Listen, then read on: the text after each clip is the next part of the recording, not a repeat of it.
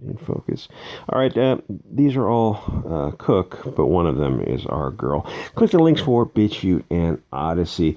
All these issues are allegations because even SGWs deserve due process. Stephanie Cooke deserves her day in court. Of course, since she is hiding from service of process in Canada, I don't think she's going to get her day in court. Maybe she isn't hiding from a fraud lawsuit. Maybe she just really likes maple syrup. Though it does seem odd that she doesn't make herself available to the jurisdiction and get the matter settled. It looks like a criminal and civil issue. Since she's a quote-unquote professional, why wouldn't you answer the charges and put this all behind you? Is she waiting for the claimant to die? All I'm saying is it obviously looks shady if you're hiding in Canada because it makes you look like a fleeing felon. Again, not a statement of fact, just an opinion. Don't sue me, bro. Oh, wait, you're in Canada, so that's a bit of a civil procedure choice of law issue there. The thing with the alleged embezzlement with Bill Willingham is if this amount in controversy is like $10,000 and it's an indelible ink stain on your reputation, instead of hiding from the legal system like a criminal, why not try to settle the case? Your reputation already took a hit. It'd be better either to go to court or settle it cheaply and wash away some of that stain to the reputation. Simply paying back the $10,000 that you allegedly stole would be the cheapest way to go, unless you're flat broke, living in a studio in the backwoods of Canada, fighting grizzly bears for trout. But speaking of reputational harm, does hiding in Canada like a common criminal actually harm an SJW's reputation? It's like defaming Mao Zedong, Castro, Che, Pol Pot. And I just looked her up and I took a look at one of her stories.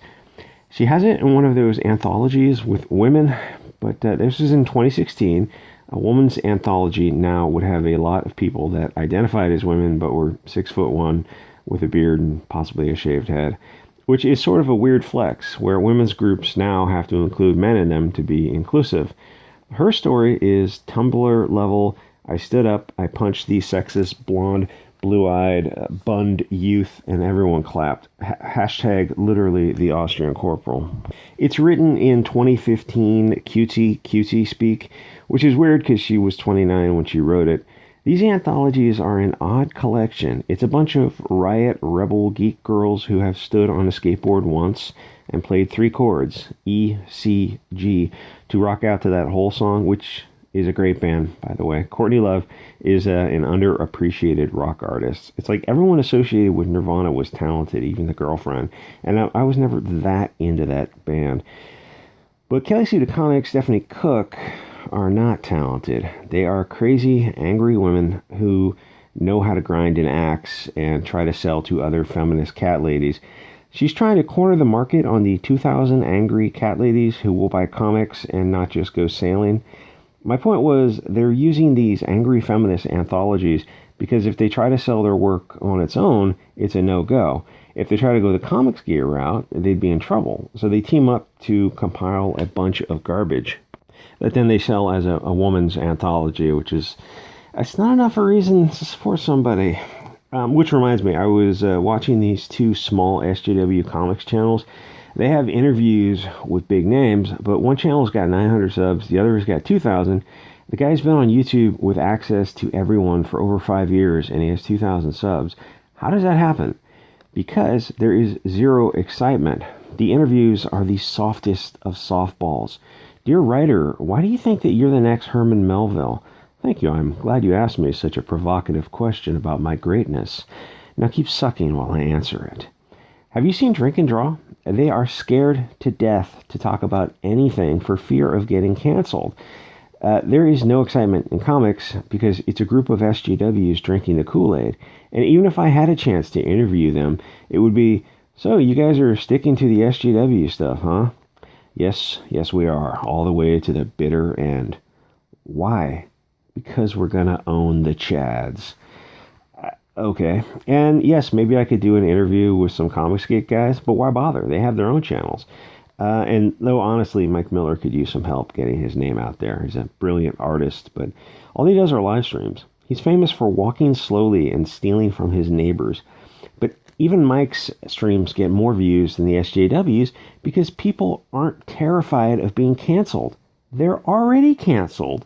Once you become literally Lucifer, there's nowhere to go but up.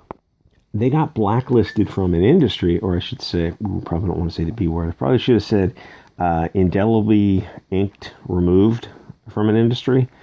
But what's the loss? They picked a great time to leave a sinking ship, and did they leave or they get kicked out? Doesn't matter. It was good timing. They had to go out and build a channel and network, and of course fight like petty, bitchy emo girls on their period. But they would have had to do that in a few years anyway. They got into Comicsgate before the Wu flu. They picked a great time to go indie. The Wu flu must have been very rough for the mainstream propaganda sellers. They went from poorly selling paper at $4 per to poorly selling digital at 40 cents per, if you figure out the math on it. Now you're able to sell paper again, but is anyone buying it? I don't think anyone bought Mark Waid's and Kwanzer's Ignited. It's set in Arizona, but all Swedish and German, blonde-haired, blue-eyed people. Have you been to Arizona? It is northern Mexico, but Waid cannot make Brown Man bad. Stephanie Cooke doesn't even get read on the Sailing the High Sea sites. Gee, another story about a woman learning to love her vagina. Seriously?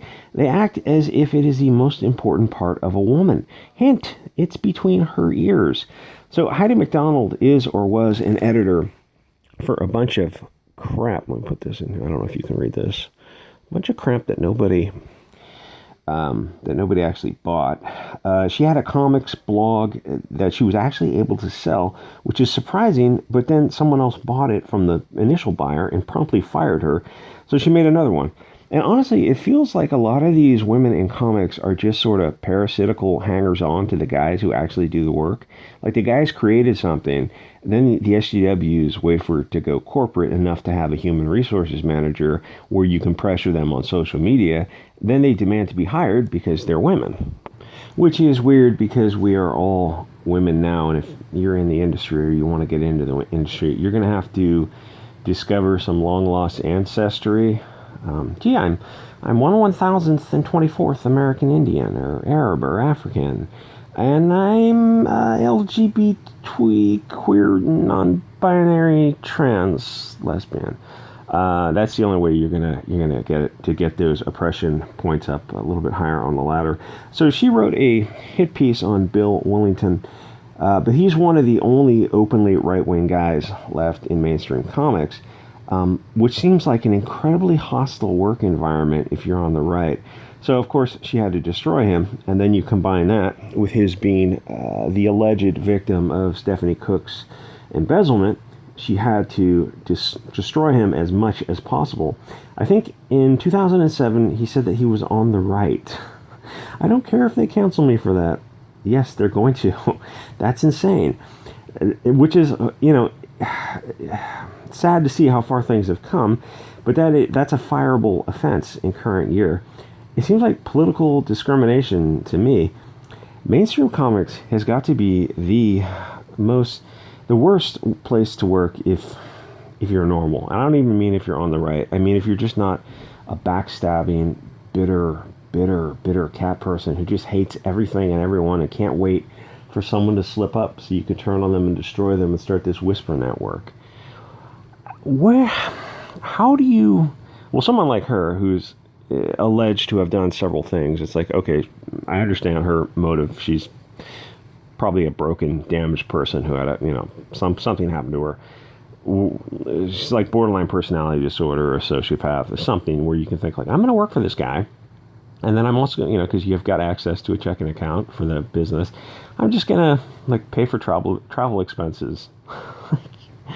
Going to Maui is not part of your employment contract. That's $2,000 you got to pay back.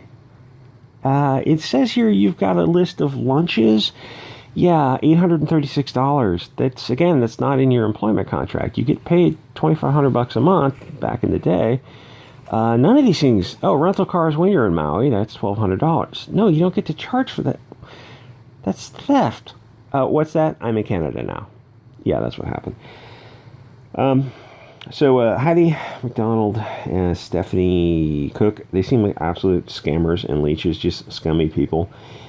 And the thing is, when you're hiring someone like that, you really got to let me talk to your previous employers. And if they're really tight-lipped, then that's not the employee for you. You want to find people who are open and honest. Say, oh yeah, she's a great girl. I hate to leave her, but we were moving somewhere else and she wanted to stay with her boyfriend in San Diego or whatever.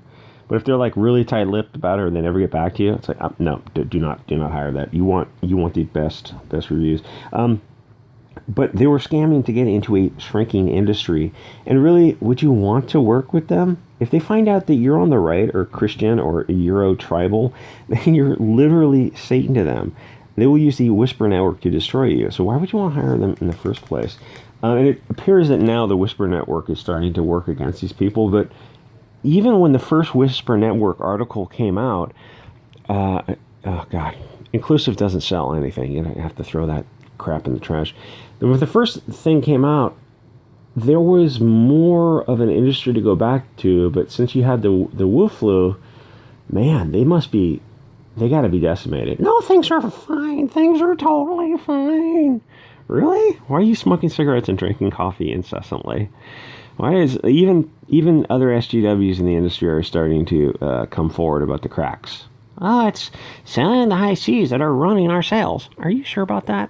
Because I suspect that it's just crappy writing. Yeah, she got roasted in her own comment section. What a bunch of idiots. It's a good time if you're in CG. Just, keep doing your thing. Anyway, like, comment, subscribe, guys. I will see you all on the Odysee and BitChute.